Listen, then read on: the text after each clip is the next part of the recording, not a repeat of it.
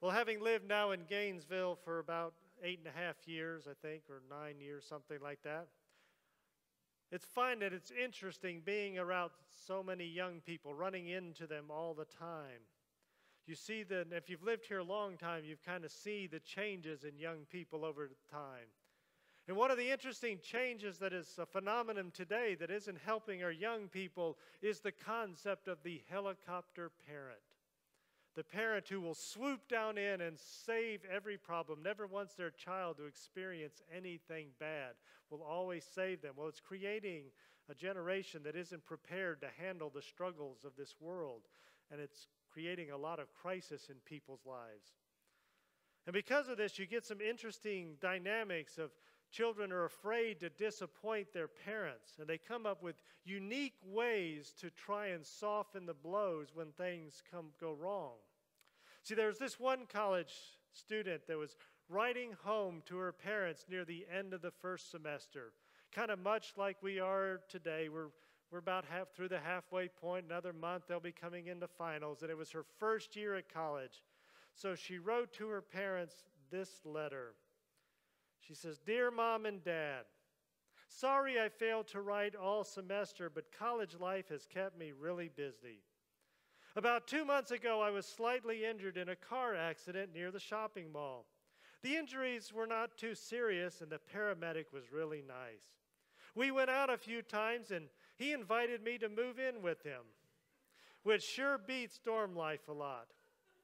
He's extremely smart, even though he's dropped out of high school. I really like his long hair and tattoos. The weekends are a real blast when we get high on drugs. I especially hope you like him since I may be expecting our first child soon. Love, your daughter." And at the bottom was a little P.S., and in parentheses was over, and she'd written some more stuff on the other side. And on the other side was written these words, P.S., there was no accident, no paramedic, no love affair, no drugs, and no baby. However, I am anticipating getting 2 D's and 1 F this semester. When my grades arrive, I wanted you to have things in their proper perspective.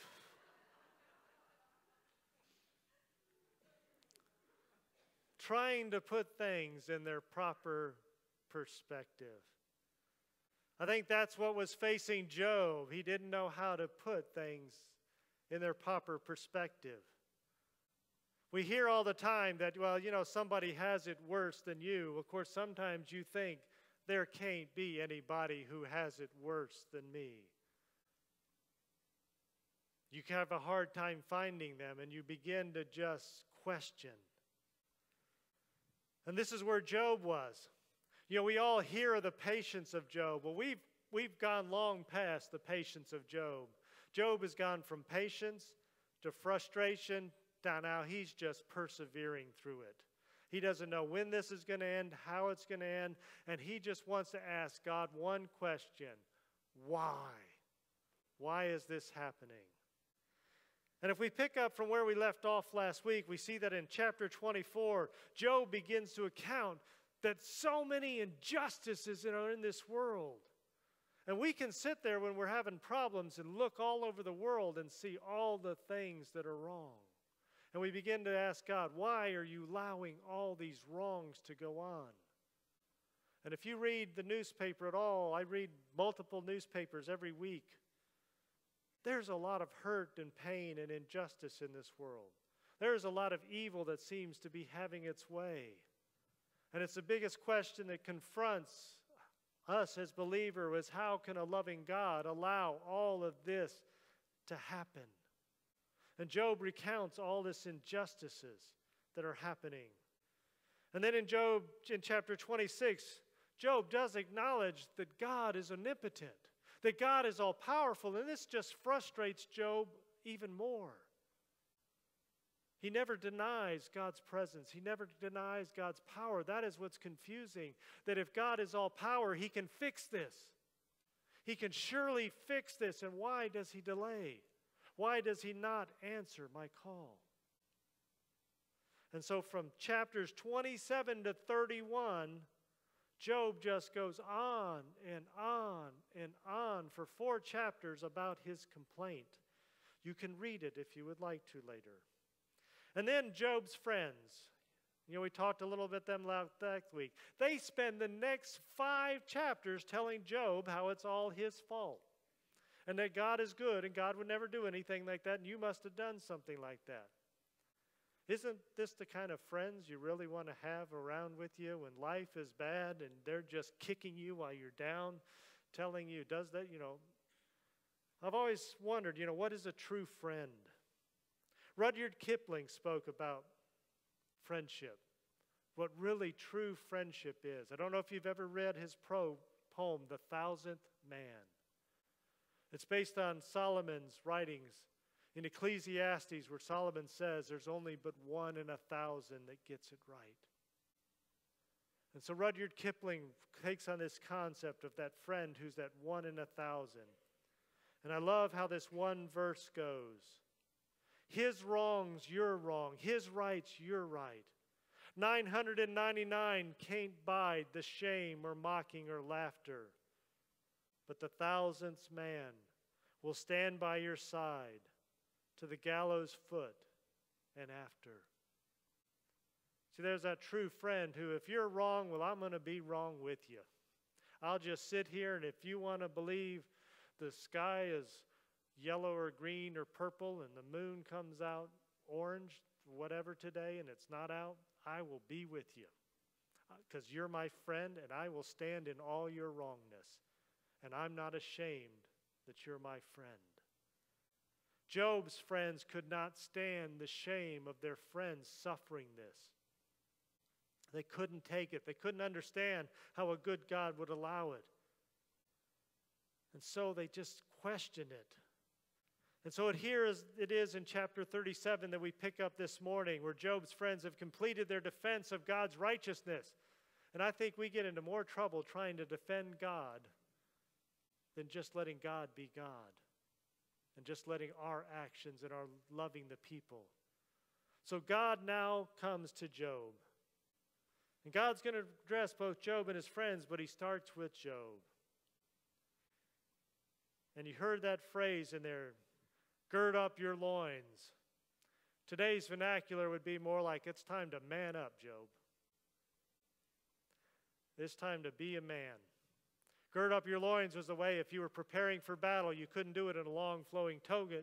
You had to kind of pull the ends up and tuck them in your belt so you could run around and get ready to fight, because God says, man up, we're about to do some battle. And he begins to question him. And if you read it, there are some 80 questions God asked Job, and he can't answer a single one of them. And I love that. When God appears, he's like Christ would do. Whenever we read in the gospel, someone come and ask Christ a question, Christ would never answer them. He would always answer with a question. And that's what God did to Job. He says, who is this? Who are you? Do you know all these things? He answered with questions so that we could begin to search in ourselves. I've always found it interesting that when I've talked to counselors before, they go, we don't have the answers. The answer's already inside the person. Our job is just to get them to listen to it, is to help them to slow the thoughts down a little bit so that they can hear the solution themselves. We don't give the solution. And that's what God's doing. He's helping to Job slow down, and he's acknowledging it. But our problem is we so often today come to God as the accuser instead of the accused. C.S. Lewis put this many years ago. He said, the ancient man approached God as the accused person approaches a judge. But for the modern person, the roles are reversed. We are the judges. We put God on trial, and we dare say to God in the midst of our struggle, by the way, God, if you would oblige yourself to explain suffering, pain, war, death, and disease, and you give an adequate explanation to all that I'm giving you, that I'm going through, I might give you the honor of a little bit of my attention and my devotion. See, we reverse the roles so often when we get in trouble and we complain to God, is we go to God as the accuser and judge, and God as the accused. Now, Job was not demanding God answer his questions so that he would follow him. He was already following him. But he wanted to know why. And it's a critical question many people have, and we shouldn't brush that question off too easily or lightly. Because our problem is, how do we make sense of God's will when so many things in this world go wrong, so many problems come up? And there are problems in this congregation today. There are people who are struggling with things that have happened to them. And this week has been a pretty tough week for me in dealing with some people. Living here in Gainesville as a pastor, I get calls from other pastors around the state because Shands attracts a lot of specialty work. And so congregation members come here to get things, and they don't have a pastor nearby, and so they'll call the pastors here, and we'll go by and see them. And a lady who I've been working with for about 2-3 years now, she has terrible things going wrong with her. When I first met her, they were coming up here because she was coughing up blood everywhere. She was bleeding inside. She had infection in her bone. She had this, and they said, well, if we lop your leg off, it'll get rid of the infection. Well, they took her leg off, and it didn't get rid of the infection, and things get worse. And for the last 3 years, she's been in severe pain. She can't quit work because she'll lose her insurance. She keeps going to the doctors and saying, what am I to do? You tell me to quit work, but if I quit work, I lose your care. If I do this. Her coworkers just come to her and say, why don't you just kill yourself? Good friends. And so Marilyn and I went and had dinner with her to try and just let her vent. And also this week, I visited another person in a nursing home who's recovering there. And she's younger because she doesn't qualify for Medicaid yet, and so her insurance has said, we're not going to pay for any more therapy, and she's lamenting, am I going to sit in this bed the rest of my life? Because nobody cares. And you sit there and listen to these things, and you don't have an answer for either one. And both of these, like Job, were strong believers. But were being pushed in their pain to wonder, where is God? Leslie Weatherhead wondered this thing. He was a pastor in London during World War II. And as he watched the bombings going on in London, and he watched the lives being destroyed and the innocent lives being taken, he began to wonder, where is God's will in this? And he wrote a wonderful little book called The Will of God. And it's based on a sermon he preached to how do we understand God's will when all this stuff happens. He says, after all, God has allowed this to happen. So what is his will? And Weatherhead came up with breaking God's wills down into 3 different components.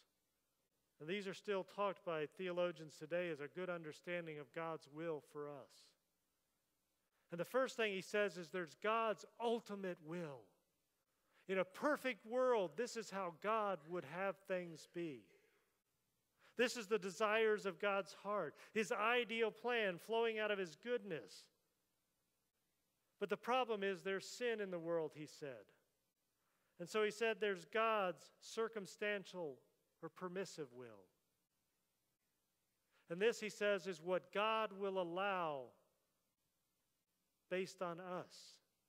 What he will accept given our choices, the choices we as people make, in the particular circumstances, so as not to limit our free will.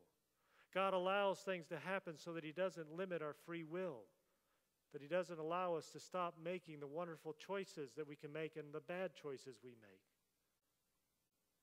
But he says then there's finally God's final will. And this is how God achieves his ends. No matter what we are doing, God will take all this that's happening and work his will, his ideal will, his ultimate will out. He takes what is going on and he makes his will happen. He allows us to suffer sometimes so that we might help others. He allows us to learn things so that in learning things, others are benefiting.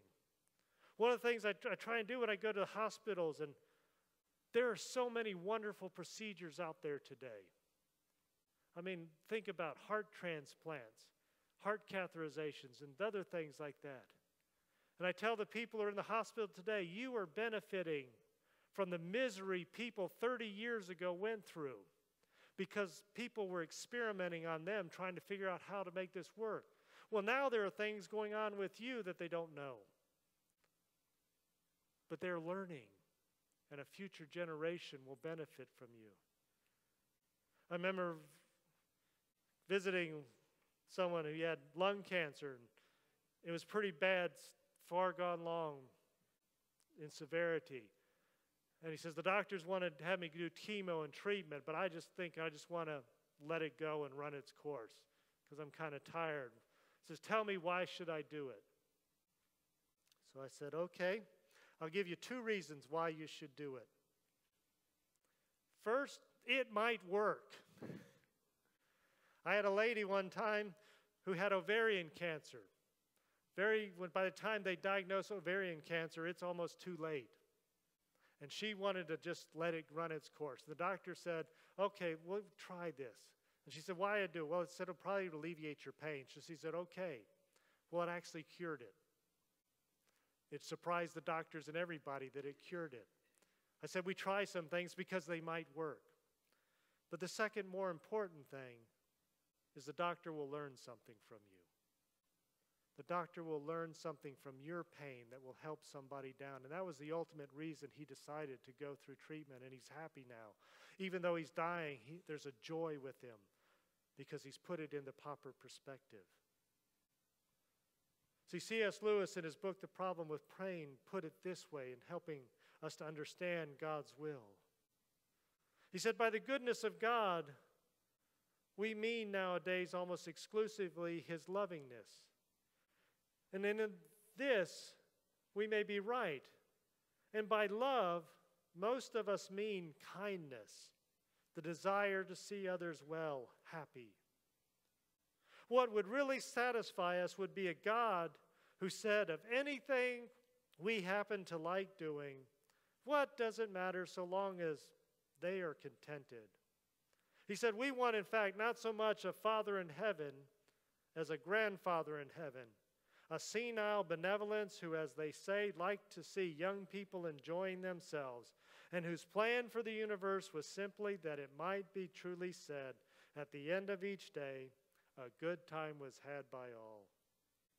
I should very much like to live in a universe which was governed on such lines. But since it is abundantly clear that I don't, and since I have reason to believe, nevertheless, that God is love, I conclude that my conception of love needs correction. What does it mean that God loves us when all these things are going wrong? And see, we have to remember that God's ideal plan for us is not for this world.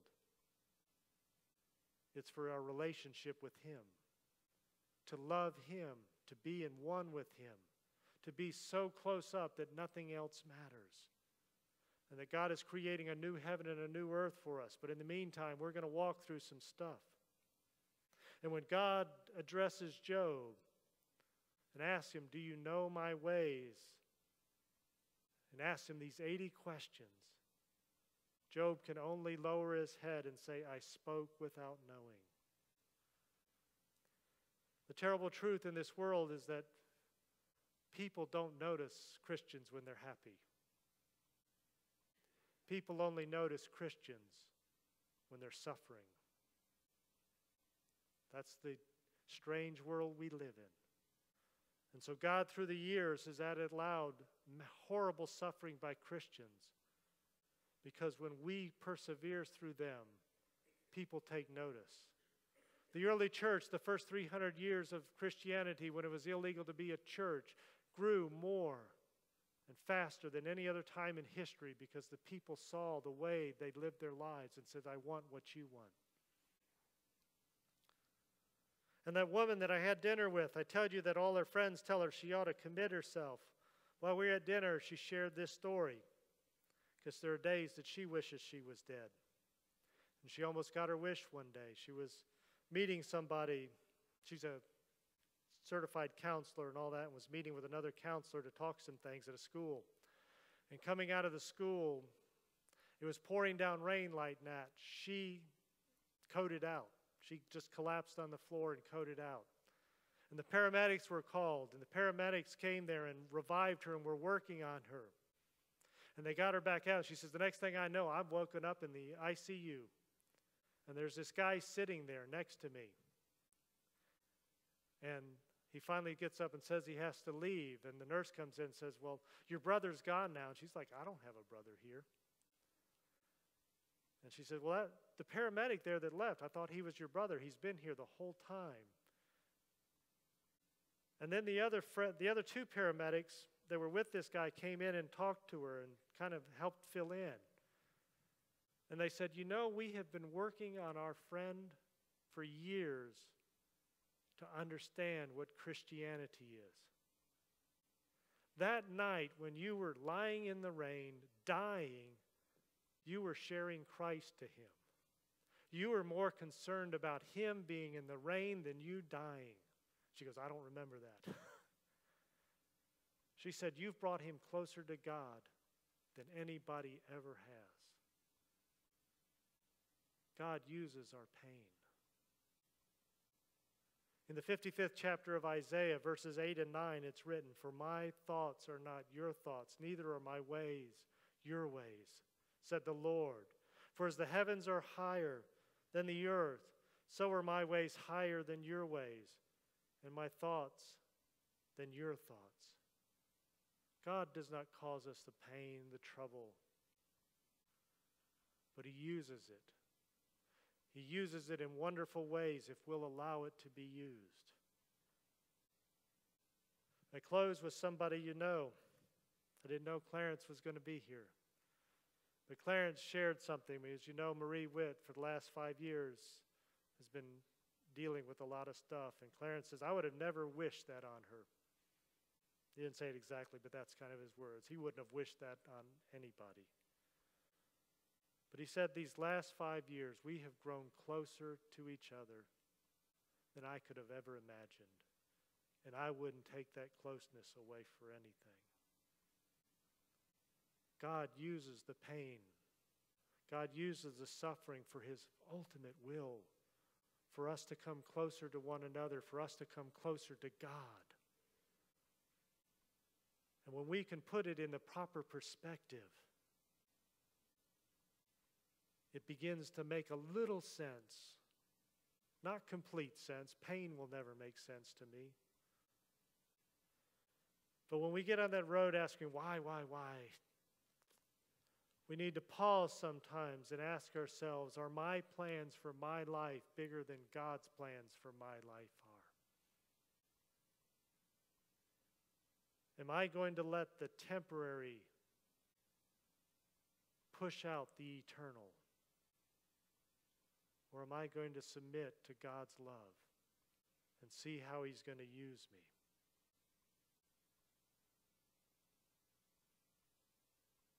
See, God's plan is eternal. And we're called to come together and to help one another in times of trouble, to walk. Not like Job's friends kicking each other. And churches sometimes are bad about that. We can be mean instead of loving. We need to put it back into proper perspective and lift one another up.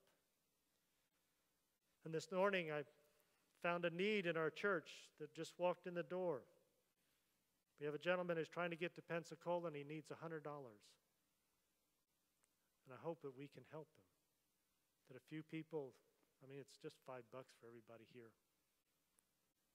If y'all can help me, just see me. And we can help a young man go to see his daughter. Let us pray.